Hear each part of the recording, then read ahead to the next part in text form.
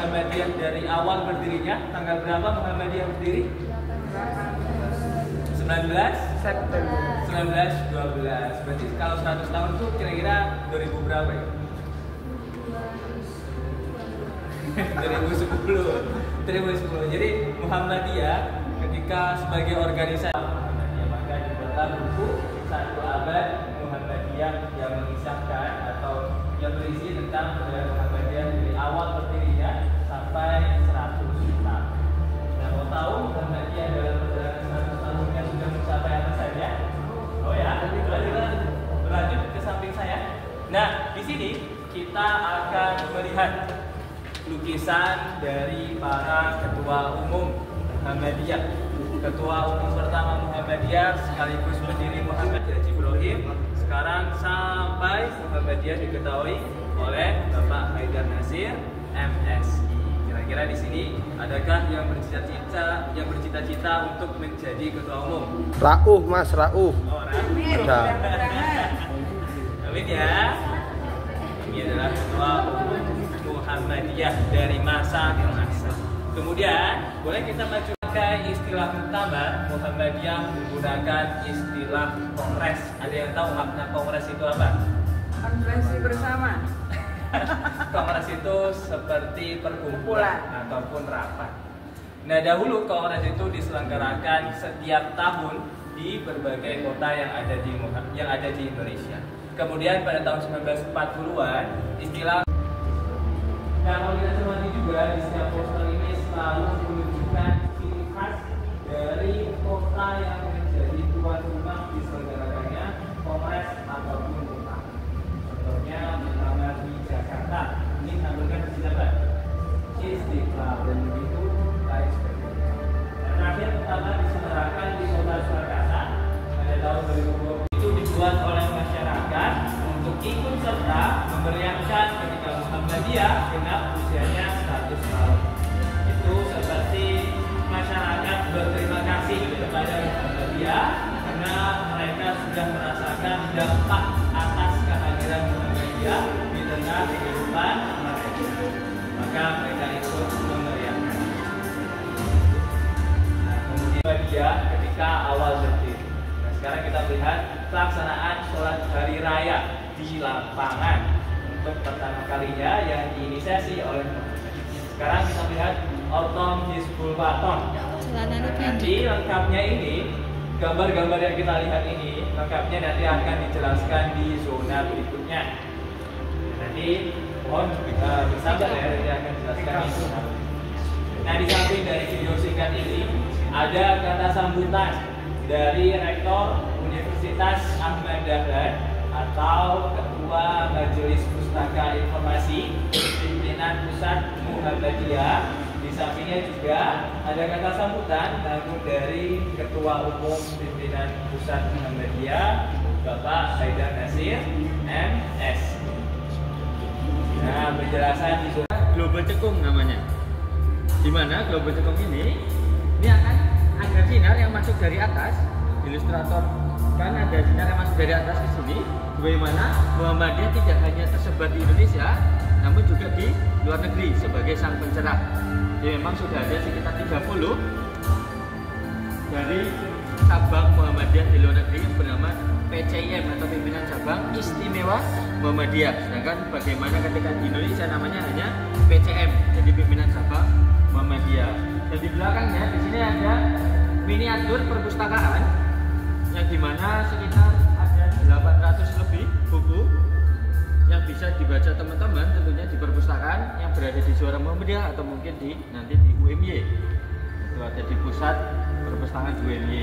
Ini hanya miniaturnya saja, jadi untuk miniatur perpustakaan untuk teman-teman agar tahu bahwa ternyata tokoh-tokoh Muhammadiyah ini gemar sekali akan tentunya menulis, tentunya juga membaca sejarah dan lain sebagainya. Muhammadiyah yang dimana di situ ada tanggal dan tahun bulan itu adalah penetapannya dari tokoh-tokoh tersebut sebagai tokoh Muhammadiyah.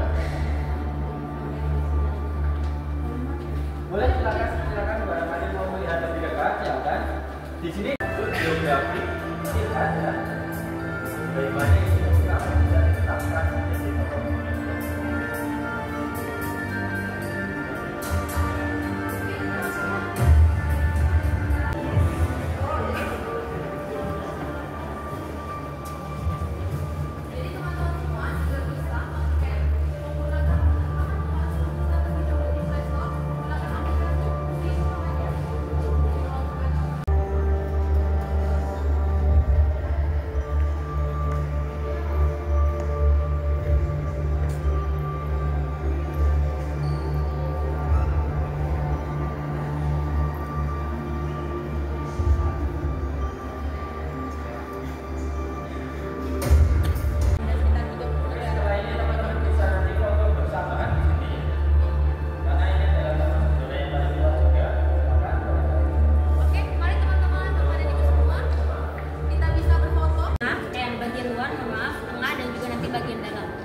Bagian luar ini menceritakan mengenai awal berdiri Muhammadiyah, mencatatkan sejarah, yaitu diawali dengan perginya atau berangkatnya Kiai Haji Ahmad Dahlan untuk melakukan ibadah haji ke kota suci Mekah. Jadi di sini ada dua konten yang bisa teman-teman lihat.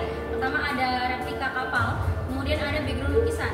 Nah, replika kapal ini adalah replika kapal yang digunakan Kiai Haji Ahmad Dahlan sebagai transportasinya untuk sampai ke kota suci Mekah. Jadi kapal uap ini namanya adalah kapal uap Bisbee. Kemudian kalau di belakangnya ada background lukisan. Lukisan ini menceritakan mengenai rute perjalanan beliau yang dimulai dari berangkatnya sampai ke sini.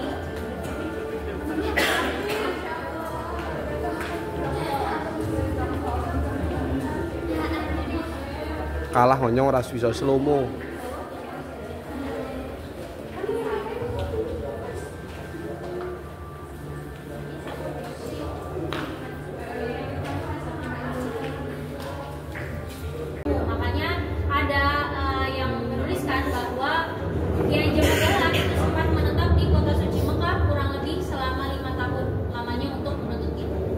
Lukisan ini menjelaskan mengenai kondisi dan situasi yang ada di kota suci Mekah. Di sebelah sini yang pertama ada lukisan orang-orang yang sedang menuntut ilmu. Nah, ini adalah bukti ataupun menjadi kultur budaya orang-orang sana, terutama pada zaman dahulu ya, yaitu mereka melakukan kumpul kemudian halaqah dengan ulama-ulama yang ada di sana. Ini juga lain dilakukan oleh Kiai Haji Ahmad Dahlan pada saat menuntut ilmu di kota suci Mekah. Salah satu ulamanya yang juga satu perguruan dengan pendiri ulama NU, teman-teman ada tahu pendiri NU? Kiai Haji Hasyim Asy'ari, yaitu Syekh Khatib Al-Minangkabawi. Nah, beliau satu perguruan dengan Kiai Haji Hasyim Asy'ari. Seperti itu. Kemudian kalau di sebelah sini 80-an, jadi masih sangat asri ya. Di samping-sampingnya ini masih banyak pemukiman warga. Kalau sekarang itu areanya sudah diperluas, dan juga untuk jamaahnya sendiri di tahun 80-an masih sangat sedikit, berbeda berbanding terbalik dengan yang sekarang, itu sudah sangat membludak seperti itu. Nah, kemudian di sebelah sini aktor yang menginspirasi Kiai Haji Ahmad Dahlan untuk melakukan purifikasi Islam. Jadi purifikasi Islam itu apa? Purifikasi Islam adalah memurnikan Islam ke ajaran yang sebenar-benarnya. Nah, itu juga yang dilakukan oleh Kiai Haji Ahmad Dahlan.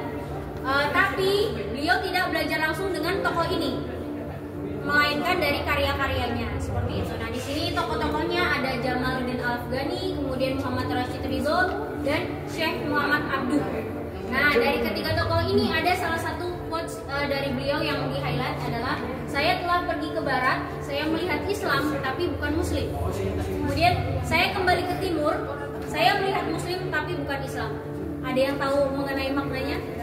Jadi maknanya adalah ketika Syekh ini pergi ke barat, beliau melihat Islam, budaya Islam di sana, seperti budaya literasinya tinggi, kemudian disiplin waktunya dan lain-lainnya. Tapi yang melakukan hal tersebut itu bukan dari Muslim, karena bangsa-bangsa Eropa dulu adalah orang-orang Indonesia. Kemudian kembali ke timur, mereka Muslim tapi tidak melakukan penerapan Muslimnya agama Islam yang sebenar-benarnya, seperti itu. Nah, nanti direalisasinya terutama di Indonesia pada saat itu masih sangat terkontaminasi, terutama dengan budayanya. Jadi Islamnya bisa dibilang hanya Islam KTP. Nah, di sini ada sabun ayam, kemudian ada judi, terus ini narkoba. narkoba, dan ini salah satunya adalah perbudakan karena pada saat itu kita masih dijajah oleh Belanda. Nah ini juga yang menjadi highlight besarnya, lukisannya adalah lukisan yang dilakukan perbudakan dilakukan oleh kaum Belanda, oleh warga pribumi seperti itu.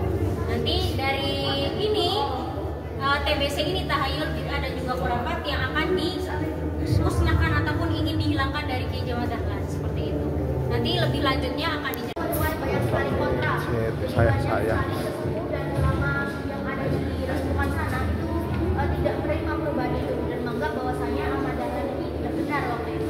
Dan juga suasana di sana itu sangat tidak kondusif yang mana menyebabkan langgar hidup akhirnya dirobohkan waktu itu. Karena memang banyak yang menolak perubahan dari tujuan anak Islam tadi. Nah, karena suasana itu tidak kondusif, akhirnya Sultan Hamengkubuwono ke-7 menyuruh Ahmad Dahlan untuk berhaji kembali untuk yang kedua kalinya. Nah, tujuannya apa? Agar Ahmad Dahlan bisa menuntut ilmu ajaran agama yang lebih banyak lagi, yang mana nanti ilmu dan ajaran tadi bisa dibawa ke Indonesia. Kenapa para ulama dulu yang ada di sekitar sana itu sangat menentang perubahan ini? Bahwasanya karena arah kiblat kota tidak sama dengan arah kiblat Jakarta, yang mana harusnya itu arah kiblatnya itu sama. 2 tahun setelah didirikannya PAD itu sendiri.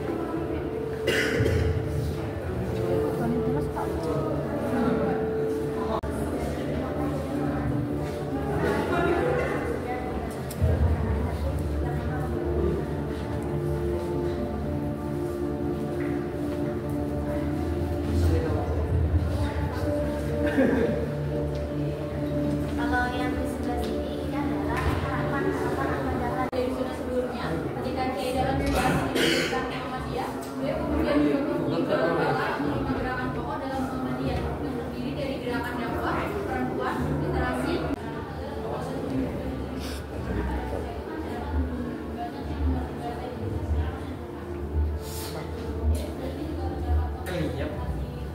Kriep. Nikah dari Musola Aisyah. Ini merupakan musola khusus perempuan yang sampai saat ini juga masih dapat ditemukan di daerah Kauman di Jakarta. Dan ini juga menjadi simbol bahwa Muhammadiyah ini sangat mendukung gerakan perempuan. Di samping dari Muhammadiyah sendiri yang memiliki 2 organisasi otonom perempuan. Ada yang tahu nggak organisasi otonom Muhammadiyah yang perempuan itu apa? Iya betul, Aisyah dan juga Nasyiatul Aisyah.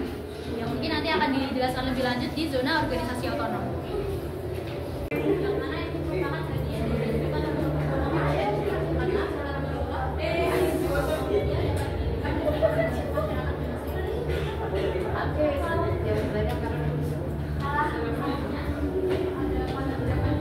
Bu ngenu Aisyah nang Bukit Tinggi.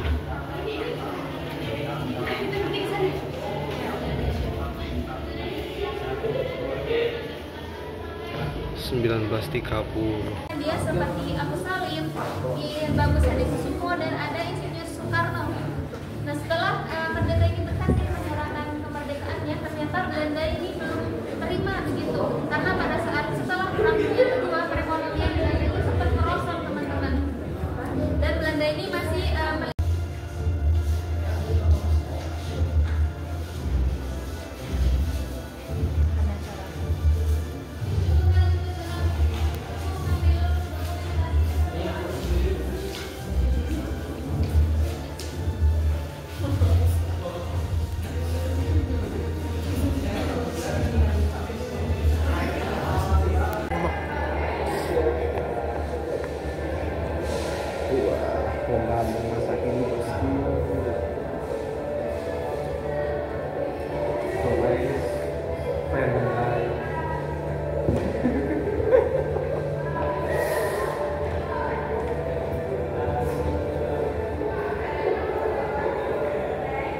Di muter truk loh. Muter truk.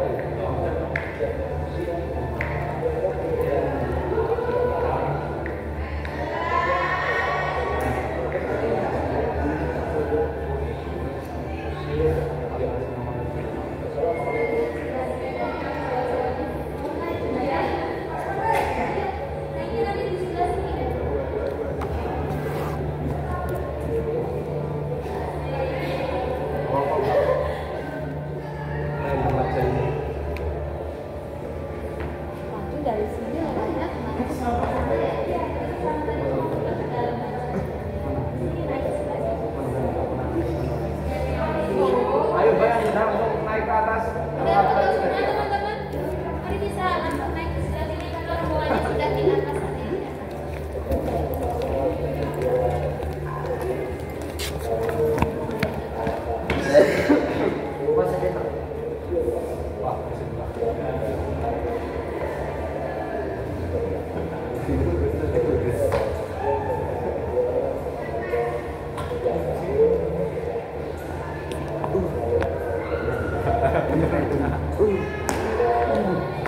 Mundur diri, Pak. Betul?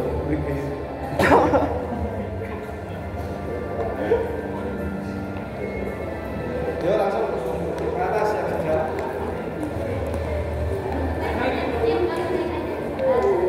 Iya, buatnya aku.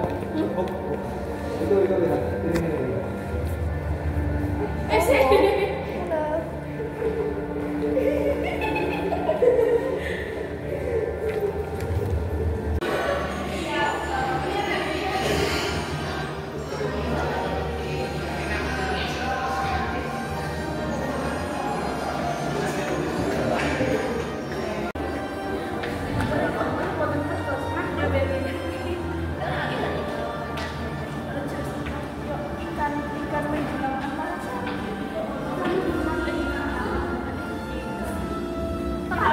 Jurus harimau. Ikan terbang menjulang angkasa.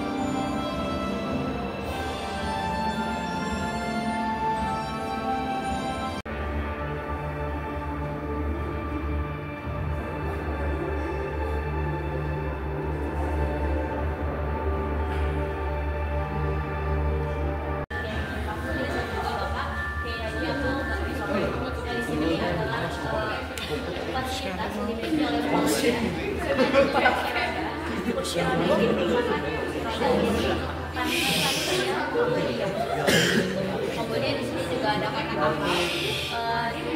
namanya kotak penyimpanan uang seperti itu. Dan di sini juga adanya buku-buku terkait administrasi Muhammadiyah untuk membagikan zakat, amal dan juga wakaf. Di sini sudah tertulis secara detail dan juga mengacu kepada surat Al-Maidah ayat 12 seperti itu. Dan di sebelah sini adanya ranjang. Dan di sebelah sini juga Lazismu membantu yang Palestina. Dan dulunya Lazismu juga memiliki ATM beras. Kita bisa beli.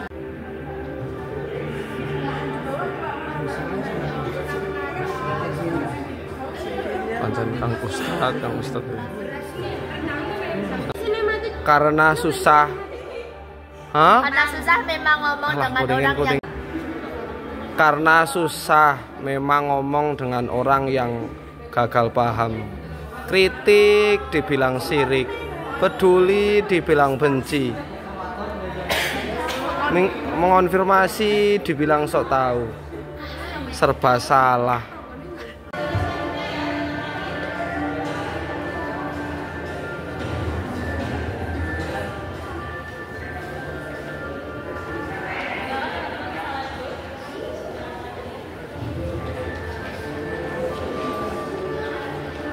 Hilang ya Pak, itu Pak, ini berdua tadi memang itu Pak, nggak jelas Pak.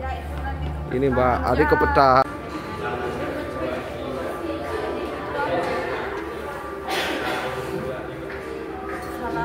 Sampai hormat. Mesir itu kayak nih, Mesir.